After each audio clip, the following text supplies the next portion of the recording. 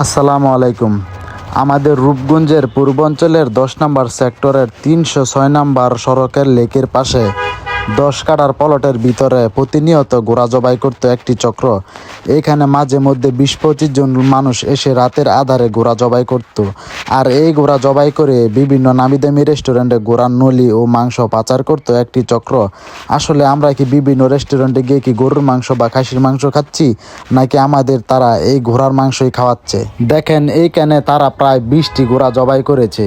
ঘোড়া জবাই করার সাথে সাথে তারা ঘোড়ার নলি রেস্টুরেন্টে পাচার করে দিয়েছে। আসলে আমরা মানুষ হব কবে? আমরা জাতি হিসাবে লজ্জিত, একটা মানুষ হয়ে আরেকটা মানুষকে অজান্তে কিভাবে এই ঘোড়ার মাংস খাওয়াচ্ছে তারা।